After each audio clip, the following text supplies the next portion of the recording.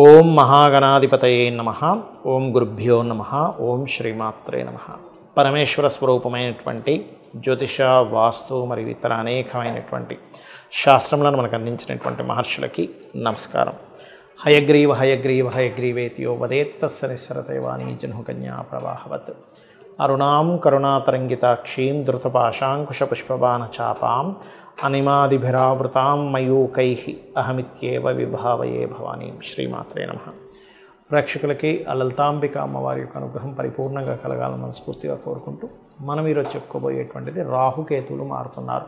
అయితే ఈ రాహుకేతువులు మారడం అనేటువంటిది కొన్ని సాఫ్ట్వేర్లో మే 15, కొన్నిట్లో మే 18, కొన్నిట్లో జూన్ 1 అని చూపిస్తుంది. కాకపోతే ఏదేమైనప్పటికీ కూడా మే 15 నుంచి కొంత ప్రభావం, జూన్ 1వ తేదీ నుంచి కాస్త ఎక్కువ ప్రభావం చూపిస్తుంది రాహుకేతువుది. అయితే ఈ రాహువు కేతువు ప్రస్తుతం మీనరాశిలో రాహువు, కన్యారాశిలో ఉన్నటువంటి కేతువు మనకి సింహంలోకి కేతువు, కుంభంలోకి రాహువు మారుతున్నాడు. అయితే ఈ మార్పు జరగగానే వెంటనే చేంజెస్ వస్తాయా అంటే దీనివల్ల కొంతవరకు వస్తుంది. ఎందుకంటే గోచారం ఎప్పుడు కూడా కొంతవరకు చూపిస్తుంది. మిగతాదంతా కూడా మీ పర్సనల్ చార్ట్ చూసుకోవాలి, గుర్తుపెట్టుకోండి. అంటే మీ యొక్క జన్మజాతకంలో అసలు గ్రహాలు ఎలా ఉన్నాయి, రాహుకేతువులు ఎక్కడున్నారు, దాన్ని బట్టి ఈ రాహుకేతువుల యొక్క ప్రభావం ఉంటుంది. అయితే ఈ రాహుకేతువుల యొక్క ప్రభావం మీ జన్మజాతకం మీద ఎలా చూపిస్తుంది, దేశ గోచారాల మీద ఎటువంటి ప్రభావం చూపిస్తుంది అనేటువంటి విషయాలు చెప్తుంది నేనైనప్పటికీ కూడా చెప్పిస్తుంది సాక్షాత్ లలితామ్మవారిగా భావిస్తూ ఒక్కొక్క లగ్నరీత్యా, లగ్నం తెలిసిన వాళ్ళ లగ్నం నుంచి చూసుకుంటూ, లేదంటున్నట్లయితే రాశిరీత్యా ఎటువంటి ఫలితాలు వస్తాయనేటువంటి విషయాలు ఇప్పుడు మనం తెలుసుకుందాం. మిథున లగ్నము, మిథున రాశి. మిథునం వారికి కనుక చూసుకున్నట్లయితే ప్రధానంగా ఇప్పుడు ప్రస్తుతం మీకు కేతువు 4వ స్థానంలోని, రాహు దశమంలో ఉన్నాడు. ఈ కేతువు 4లో ఉన్నందుకు మిథునం వారికి మీరు కనుక గమనించినట్లయితే ఏదైనా ఒక ల్యాండ్ లేనట్లయితే ఒక విద్యా సంబంధించిన విషయంలో కొంత ఇబ్బంది పడుతూ వస్తున్నటువంటి సమయం గడిచింది మీకు. ఇక్కడ నుంచి ఆ 4 నుంచి ఎప్పుడైతే కేతువు వైదొలుగుతాడో మీకు తోటల విషయంలోని, పొలాల విషయంలోని, ల్యాండ్ సంబంధించిన విషయంలో ఉన్నటువంటి లిటిగేషన్స్ క్లియర్ అవుతాయి ముఖ్యంగా. ఎందుకంటే 4వ స్థానంలో ఉండేటువంటి కేతువు మారుతున్నాడు కాబట్టి. అలాగే 3లోకి వస్తున్నాడు. 3లోకి వచ్చినప్పుడు ఏమిటండి, మరి జూన్ నుంచి 3లోకి మారినప్పుడు ఏమిటంటే పాపగ్రహాలు సర్వసాధారణంగానే 3వ స్థానంలోకి వస్తే మంచిది.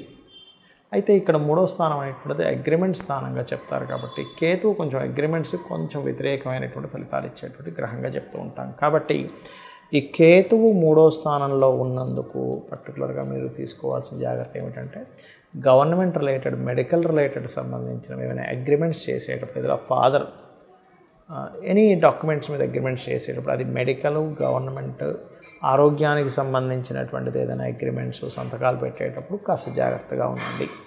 అలాగే దశమంలో ఉండేటువంటి రాహు 9లోకి వెళ్తున్నాడు. దీనివల్ల ఏమిటి, దశమంలో ఉండే రాహు వల్ల విదేశాల్లో ఉద్యోగ యోగాలకి అనుకూలిస్తుంది. కానీ ఇప్పుడు 9లోకి వెళ్తున్నందుకు విదేశాలకు వెళ్ళే హైయర్ ఎడ్యుకేషన్కి చాలా బాగుంటుంది. దీంతోపాటు 9వ స్థాన రాహువుని పితృదోషంగా కూడా పరిగణిస్తారు. మరి రాహు 9లో ఉన్నందుకు మీరు చేయవలసినటువంటి ముఖ్యమైన పరిహారం ఏమిటి అని చెప్పి చూసుకున్నట్లయితే పితృదేవతల కోసమని మీరు ఇచ్చేటువంటి పరిహారాలు ఏమిటవి అని చెప్పి చూసుకున్నట్లయితే స్వయం పాకము అంటూ ఉంటాం. సో పర్టికులర్గా మీరు అమావాస్య నాడు స్వయం పాకం ఎక్కువగా ఇవ్వడం అనేటువంటిది దేవతా అనుగ్రహంతో పాటు పితృదేవతల అనుగ్రహం వల్ల అదృష్టం కలిసి వస్తుంది. దీనివల్ల అది ముఖ్యంగా గుర్తుపెట్టుకోండి. ఇక అదేవిధంగా మీరు రెగ్యులర్గా చేయవలసింది అమ్మవారి యొక్క ఆరాధన, అందులో ముఖ్యంగా దుర్గాదేవి యొక్క ఆరాధన చేసుకోవడం మంచిది. భాగ్యస్థానంలోకి రాహు వస్తున్నందుకు పితృదేవత ఆరాధన చేసుకోవడము, తర్పణాలు వదలడము, ముఖ్యంగా రవి సంక్రమణం జరిగేటువంటి రోజుల్లోని, అమావాస్య రోజుల్లోని పితృతర్పణాలు, ఈ తర్పణాలు చేసుకోవడం అనేటువంటిది మంచి ఫలితాలను ఇస్తుంది. కాకపోతే నేను చెప్పేది ఒకటే, ఎవరితోనైనా కమ్యూనికేట్ చేసేటప్పుడు, ఎవరితోనైనా మాట్లాడేటప్పుడు మాత్రం కొంచెం జాగ్రత్తగా ఉండండి. చాలామందికి ఈ రాహుకేతువుల యొక్క ప్రభావము వాళ్ళ జన్మజాతకంలో ఉంటుంది. కొంతమందికి సర్పదోషం రూపంలో, కొంతమందికి సంతానం రూపంలోని ఇబ్బంది ఇవ్వడానికి, మరియు మరి కొంతమందికి వివాహ జీవితం మీద, వివాహం అయ్యే దాని మీద రాహుకేతువుల ప్రభావం ఉన్నప్పుడు ఇబ్బంది పడుతుంటారు. దానికి ఏం చేయాలి? వివాహం మీద ప్రభావం ఉన్నప్పుడు అంటే మనకి మొట్టమొదటిగా మీ జన్మజాతకంలో రాహుకేతువులు ఏ స్థానాల్లో ఉన్నారనేది డిటెక్ట్ చేయాలి. అంటే ఏమిటి, ముందుగా అసలు మీకు రాహు కేతు ఎక్కడున్నారు, లగ్నంలో ఉన్నారా, కుటుంబ స్థానంలో ఉన్నారా, 3వ స్థానంలో. అంటే లగ్నంలో ఉంటే మీకు లగ్నాన్ని పాడు చేస్తూ ఉంటాడు, కుటుంబ స్థానంలో ఉంటే కుటుంబపరంగా ఇబ్బందులు, ఆటంకాలు. కేతు ఉంటే, రాహు ఉంటే ఏం కాదు, ధనపరంగా బాగుంటుంది. అదేవిధంగా 3వ స్థానంలో ఉంటే సిబ్లింగ్స్తో, 4వ స్థానంలో ఉంటే ప్రాపర్టీస్, 5వ స్థానంలో ఉంటే సంతానం, 6వ స్థానంలో ఉంటే అప్పుల వల్ల, 7వ స్థానంలో ఉంటే వివాహ సంబంధించిన విషయాల్లో, అష్టమంలో ఉంటే యాన్స్టస్ ప్రాపర్టీ, 9లో ఉంటే తండ్రితో దూరం అవడం, 10వ స్థానంలో ఉంటే కెరియర్ పరంగా, 11వ స్థానంలో ఉంటే బిజినెస్ పరంగా, 12లో ఉంటే విదేశాలు, వివాహ జీవితం మీద. అయితే ఈ స్థానంలో కేతు ఉన్నప్పుడు పర్టికులర్గా మీరు చేయాల్సింది ఏమిటంటే, మీరు ఈ సంబంధించిన ఇబ్బంది పడుతున్నాము కేతు ఇక్కడ ఉన్నాడు అన్నప్పుడు మెయిన్గా గణపతి ఆరాధన ఎక్కువగా చేయాలి, గుర్తుపెట్టుకోండి.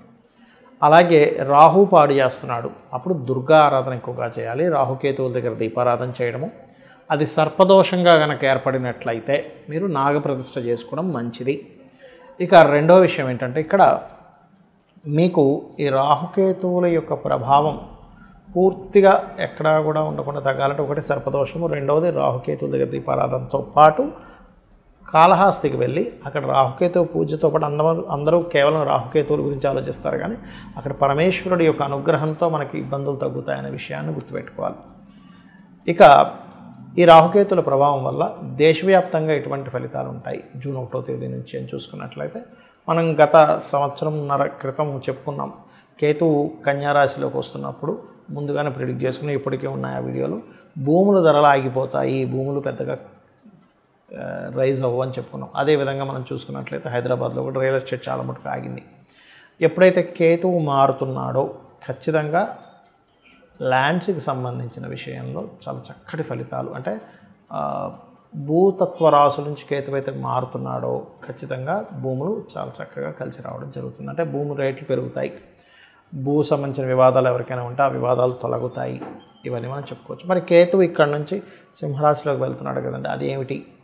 సింహం అనేటువంటిది రాజకీయ నాయకుల్ని, రాజకీయ సంబంధించిన విషయాలని చెప్తూ ఉంటుంది, గవర్నమెంట్ని సూచిస్తూ ఉంటుంది. అందుకే ఏంటి, గవర్నమెంట్ కొన్ని కఠినమైన నిర్ణయాలు తీసుకోవడం, రాజకీయ పరంగా కొన్ని మార్పులు ఏర్పడడం, ఇవి ఖచ్చితంగా జరుగుతాయి. అంటే ఏమిటి, రాజకీయపరమైన మార్పులు, రాజకీయంలో ఉండేటువంటి వారి మార్పులు, సీఎం పిఎం రంగాల్లో ఉండేటువంటి వారికి కొన్ని సడన్గా మార్పులు, ఇట్లాంటివన్నీ కూడా ఇస్తూ ఉంటుంది. అదేవిధంగా రాహు మరి కుంభంలోకి వస్తున్నాడు కదా, అంటే ఆర్టిఫిషియల్ ఇంటెలిజెన్స్ బేస్ చేసుకొని, లేకపోతే రకరకాల సాఫ్ట్వేర్ రిలేటెడ్గా కొన్ని బిజినెస్లు పెరుగుతాయి దీనివల్ల.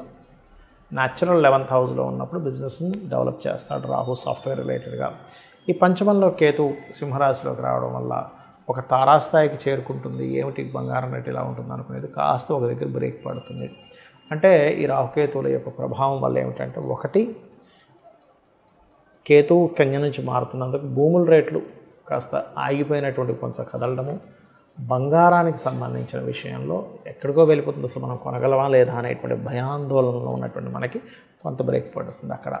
అలాగే కొంచెం కుజుడితో కలిసినటువంటి కేతు అవడం వల్ల సైన్యం కొంత భూభాగాలను, ఇంతకుముందు మనకి పిఓకే అంటుంటాం, పాక్ ఆక్యుపైడ్ కాశ్మీర్ లాంటి దాన్ని మన సైన్యం కొంతవరకు దాన్ని ఆక్యుపై చేసి మళ్ళీ రిటర్న్ తెచ్చుకోవడానికి, అలాగే కొంత సైన్యం నష్టపోవడానికి, కొంత యుద్ధ సంబంధించినటువంటి అటాక్స్కి వాటికి వీటికి ప్రభావం అనేటువంటి చూపిస్తుంది. మనం ఆల్రెడీ ఒక 40 days బ్యాకే చెప్పుకున్నాం కుజుడు నీచంలో ఉండడం, ఇటువంటివి జరగడానికి ఎక్కువ ఆస్కారం ఉంటుంది.